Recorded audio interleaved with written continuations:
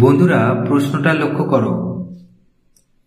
10 গুণ 20 গুণ 30 গুণ 40 গুণ 50 গুণ 60 গুণ 70 গুণ 80 গুণফলটির শেষে কতগুলি শূন্য থাকবে?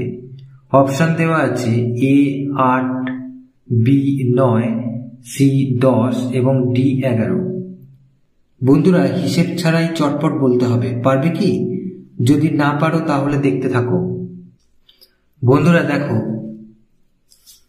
10 থেকে 50 পর্যন্ত শূন্যযুক্ত সংখ্যাগুলিকে গুণ করলে গুণফলের শেষে মোট 6টি শূন্য থাকে এবং 60 থেকে 80 পর্যন্ত শূন্যযুক্ত সংখ্যাগুলিকে গুণ করলে গুণফলের শেষে মোট 3টি শূন্য থাকবে।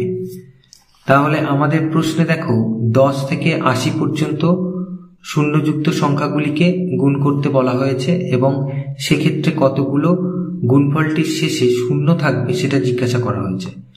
তাহলে 10 থেকে 50 পর্যন্ত 6টি শূন্য আর 60 থেকে 80 পর্যন্ত 3টি শূন্য। তাহলে গুণফলটি শেষে মোট শূন্য থাকবে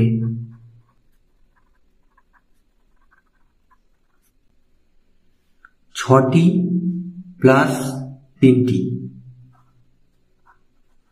অর্থাৎ 9টি। তাহলে দেখো এই বিয়ের দাগ হবে উত্তর। বন্ধুরা তাহলে কত সহজ ছিল অঙ্কটা।